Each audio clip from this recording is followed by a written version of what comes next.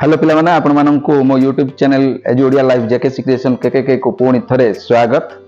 देखो आज आम देखा शिक्षण अभिवृद्धि कार्यक्रम षष्ठ श्रेणी कार्यफर्द 7 देखा से भितर आम विषय अच्छी देशप्रेमी कैदी लेखक होती राम प्रसाद महांती। ठीक अच्छे चल वर्तमान शिक्षण कार्य 1 को देखा। शिक्षण कार्य 1 आमको देख कौन देती ना पठित प्रबंध आधार रे निम्न प्रश्न गुड़िकर उत्तर गोटे बा दुईटी वाक्य लेख बोली से आमको कही। तो ठीक अच्छे चल वर्तमान देती प्रश्न देती आमको जहाज रे थिबा कैदी जनक क्यों अपराधी रे बंदी होइतिले। तमे लिखिबो जहाज रे थिबा कैदी जनक हला राजद्रोह अपराध रे बंदी होइतिले। अपराध रे बंदी होइतिले ला बंदी होइतिले बुझी पारल। लिखिबो जहाज रे बसिथिबा कैदी जनक राजद्रोह अपराध रे बंदी होइतिले। ये थिला हमर क बिट। तापर ख बुझिबा। ख रे से हमकु पचारछि देखो तात्या के। तात्या कोन पचारछि तात्या के। तमे लिखिबो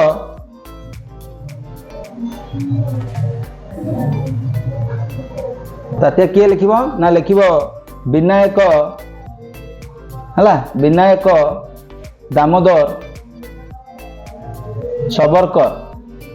सबरकरंक पिला दिनर नाम तात्या थिला बुझी पारल। लिखि पारिबो। देन आसीबो ग बिट। देख ग बिट देइछि महाराष्ट्र रे कौन शिवाजी पुनर्जन्म ग्रहण कले एक कथा किए आउ काहे कहिथिला लिखिबा। तो देखो आर उत्तर रे हमें लिखिबा महाराष्ट्र कौन शिवाजी पुनर्जन्म ग्रहण कले एक कथा किए आउ काहे कहिथिले पचारछि। तो लिखिबा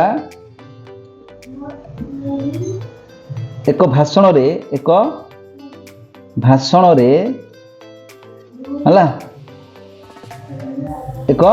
रे हला सभरकर हला बिलातर राणी विक्टोरिया को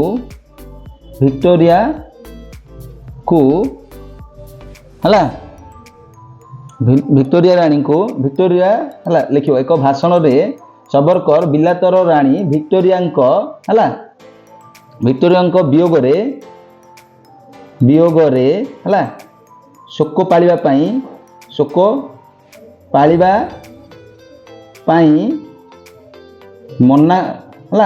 मना करिथिले हला। एही कथा हला जेतेबेले खबर कागजरू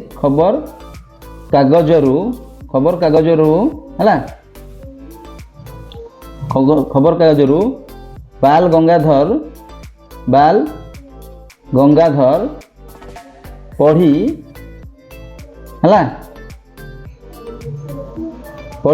हला सबरकर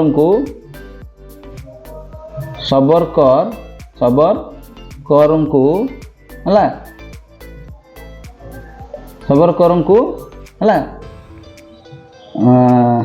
देखी हला सबरकर भाषण हला महाराष्ट्र रे एही कथा लिखिदा हला। एही कथा लिखि दउची जागा नाही हला सबरकर भाषण देखी हला एही कथा कहिथिले तांगा उद्देश्य रे कहिथिले हला महाराष्ट्र रे कोन शिवाजी पुनर्जन्म ग्रहण कले ए कथा बोले कहिथिले। से किए कहिथिले बाल गंगाधर तिलक ए कथा कहिथिले। वर्तमान ग बिट सनला। घ को जिबा। तो देखो घ देला कला पानी ना सुनले बंदी मानकर हृदस्पंदन काहे बढ़ी जाउतला। तमे लिखिबो कोन ना लिखिबो कला पानी ना शुणिले बंदी ମାନଙ୍କର ହୃଦସ୍ପନ୍ଦନ ହେଲା ବଢ଼ି ଯାଉଥିଲା କାରଣ କଳା ପାଣିର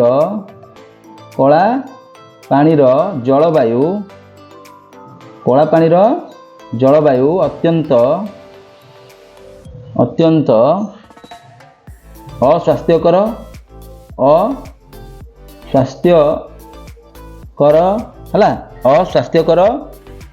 ହେଲା ଥିଲା ଏବଂ ସେଠାରେ ବନ୍ଦୀମାନଙ୍କୁ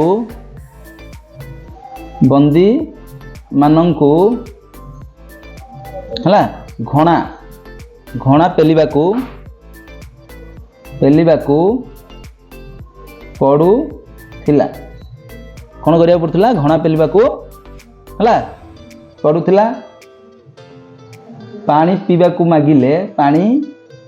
ପିଇବାକୁ ମାଗିଲେ ଚାବୁକ ପ୍ରହାର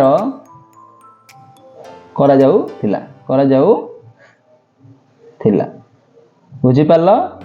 ହବ ହେଲା। ଇଏ ଥିଲା ଆମର ଘ ବିଟ। ବର୍ତ୍ତମାନ ଦେଖିଲ ଘ ବିଟଟା। ତାପରେ ନେକ୍ସଟ ଯିବା। ତାପରେ ଅ ବିଟଟା ଦେଲା। ଦେଖ କ'ଣ ଦେଇଛି ନା ଦେଇଛି ମିତ୍ର ମେଳା କହିଲେ ତୁମେ କ'ଣ ବୁଝ?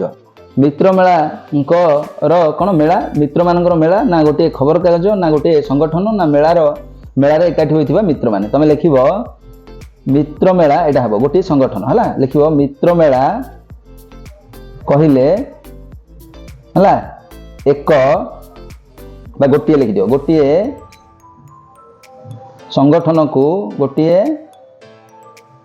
ସଂଗଠନକୁ ବୁଝାଏ ହେଲା। ଏମିତି ଲେଖିଦେବ। ହେଇଗଲା, ସରିଲା ଶିକ୍ଷଣ କାର୍ଯ୍ୟ। ବର୍ତ୍ତମାନ 2 କି ଯିବା। ଦେଖ ଶିକ୍ଷଣ କାର୍ଯ୍ୟରେ 2ରେ ଗୋଟେ ଅନୁଚ୍ଛେଦ ଦେଇଛି। ସେ ଅନୁଚ୍ଛେଦଟାକୁ ପଢ଼ିବାକୁ କହିଛି। ଆମେ ବର୍ତ୍ତମାନ ପଢ଼ିଦେବା ଅନୁଚ୍ଛେଦଟାକୁ। ଦେଖ କ'ଣ ଦେଇଛି ଅନୁଚ୍ଛେଦଟା ନା ଭାରତର 2ଟି ଦ୍ୱୀପପୁଞ୍ଜ ମଧ୍ୟରୁ ଆଣ୍ଡାମାନ ନିକୋବର ଦ୍ୱୀପପୁଞ୍ଜ ଆକାରରେ ବଡ଼। ଏହା ବଙ୍ଗୋପସାଗର ମଧ୍ୟରେ ଅବସ୍ଥିତ। ଏହି ଦ୍ୱୀପପୁଞ୍ଜରେ ଅବସ୍ଥିତ ଇନ୍ଦିରା ପଏଣ୍ଟ ଭାରତର ଜଳଭାଗସ୍ଥ ସୀମାରେଖାକୁ ସୂଚିତ କରେ। ପୋର୍ଟ ବ୍ଲେୟାର ଏହାର ରାଜଧାନୀ। ଏହା ବର୍ତ୍ତମାନ ଭାରତର ପର୍ଯ୍ୟଟନ ସ୍ଥଳୀ ମଧ୍ୟରୁ ଅନ୍ୟତମ। ଏଠାରେ ଅବସ୍ଥିତ ସେଲୁଲାର ଜେଲ୍ ଐତିହାସିକ ସ୍ମାରକୀ ବହନ କରୁଥିବା ଏକ ସ୍ଥାନ। ଏଠାରେ ଅତୀତର ସ୍ମୃତିକୁ ଶବ୍ଦ ଓ ଆଲୋକମାଳାରେ ସଜ୍ଜିତ କରାଯାଇଥାଏ। ଏହି ଦ୍ୱୀପପୁଞ୍ଜରେ ଅବସ୍ଥିତ Havelock island, rock island, viper island ଭଳି ଅନେକ ସୁନ୍ଦର ଜାଗା ପର୍ଯ୍ୟଟକମାନଙ୍କୁ ଆକୃଷ୍ଟ କରିଥାଏ।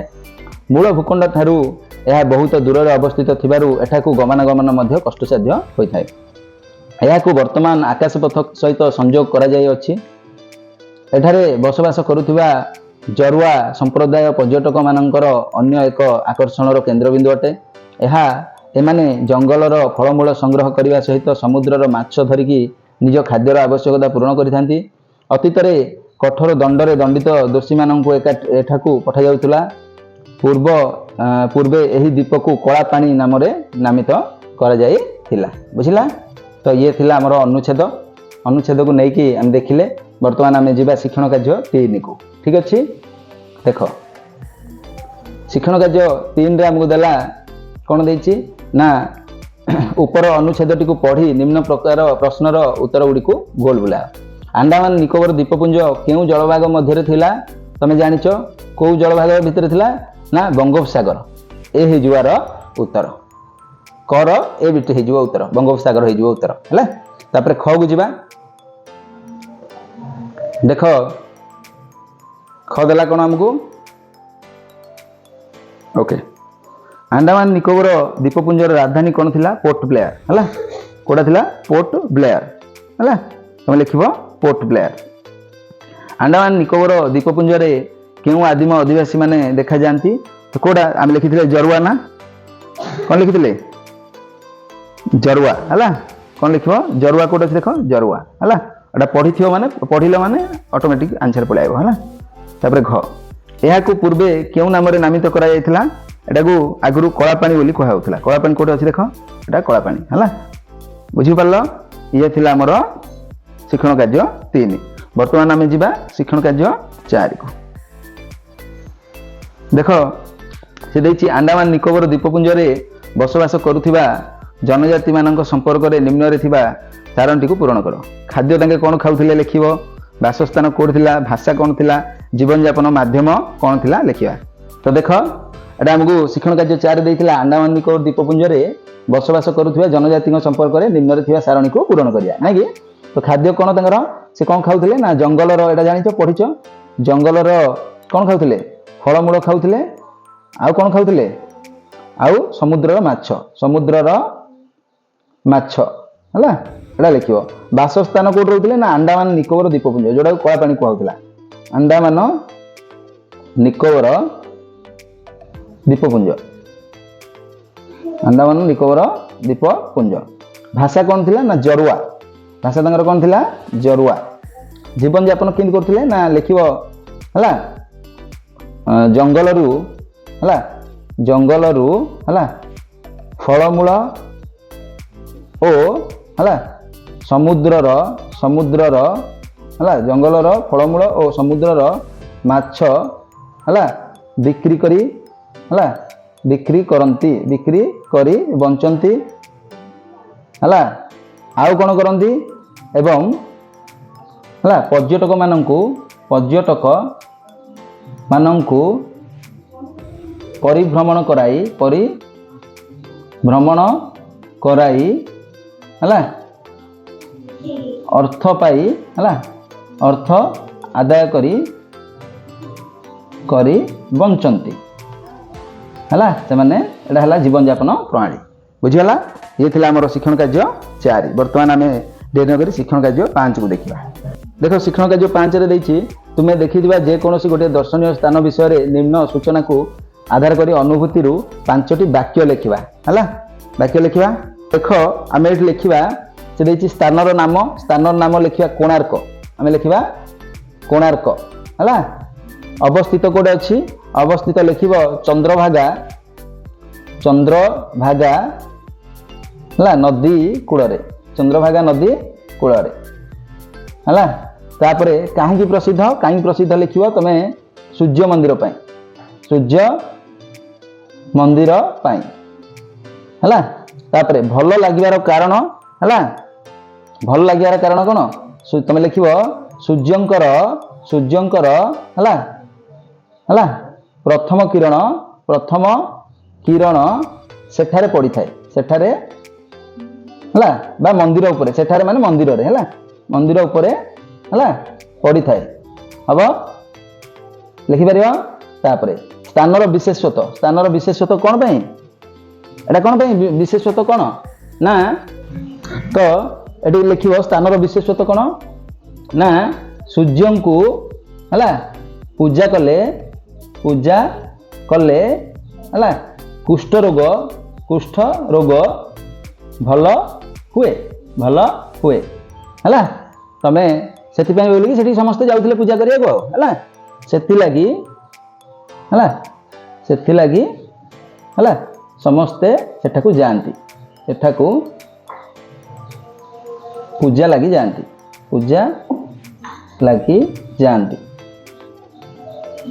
ହେଲା।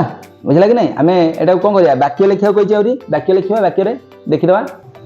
ତ ଇଏ ଥିଲା ଆମର କ'ଣ, ଆମେ ଲେଖିଲେ କୋଣାର୍କ ବିଷୟରେ।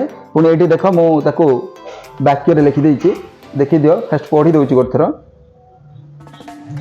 କୋଣାର୍କ ମନ୍ଦିର ପୁରୀ ଜିଲ୍ଲାରେ ଅବସ୍ଥିତ, ଏହା ଚନ୍ଦ୍ରଭାଗା ପୁରୀ ଜିଲ୍ଲାରେ ହେଲା ଅବସ୍ଥିତ, ଏହା ଚନ୍ଦ୍ରଭାଗା ନଦୀ ମୁହାଣରେ ଅବସ୍ଥିତ। ଏହାକୁ ରାଜା ଲାଙ୍ଗୁଳା ନରସିଂହ ଦେବ ନିର୍ମାଣ କରାଇଥିଲେ। ଏହାକୁ ନିର୍ମାଣ କରିବା ପାଇଁ 1200 ବଢ଼େଇ କାର୍ଯ୍ୟ କରୁଥିଲେ ହେଲା। ଆହୁରି ମୁଁ ଲେଖିଥାନ୍ତି, ଏଟାକୁ ମୁଣ୍ଡି ମାରିବା ପାଇଁ କ'ଣ ଆମର ଧର୍ମପଦ ଲେଖିଲେ ବି ହେଇଥାନ୍ତା ହେଲା, ତ ଆଉ ଲେଖିନି ବେଶୀ ହେଲା। ଏହି ସ୍ଥାନ ସୂର୍ଯ୍ୟ ମନ୍ଦିର ପାଇଁ ପୃଥିବୀ ପ୍ରସିଦ୍ଧ। ଏହି ଜାଗାଟି ଭଲ ଲାଗିବାର କାରଣ ହେଉଛି ସୂର୍ଯ୍ୟଙ୍କର ପ୍ରଥମ କିରଣ ଏହି ମନ୍ଦିରର ପ୍ରବେଶ ଦ୍ୱାରରେ ପଡ଼ିଥାଏ। ଏହି ସ୍ଥାନର ବିଶେଷତ୍ୱ ହେଉଛି କ'ଣ ନା ଆଗ କାଳରେ କୁଷ୍ଠ ରୋଗୀମାନେ ରୋଗମୁକ୍ତ ହେବା ପାଇଁ ସୂର୍ଯ୍ୟଙ୍କୁ ପୂଜା କରିବା ଲାଗି ଏଠାକୁ ଆସୁଥିଲେ ଏବଂ କୁଷ୍ଠ ରୋଗରୁ ମଧ୍ୟ ଭଲ ହେଉଥିଲେ। तेणु यह हूँ पृथ्वी प्रसिद्ध मंदिर अटे। ये थिला आमर शिक्षण कार्य 5। ये आमर वर्तमान आमर कौन कार्यफर्द 7 मध्य सरला। एमती जदि नुआ नुआ वीडियो देखा चाहते हैं आम यूट्यूब चैनल को लाइक शेयर और सब्सक्राइब कर घंटी बटन को दबाई जमार बुलें। जय जगन्नाथ।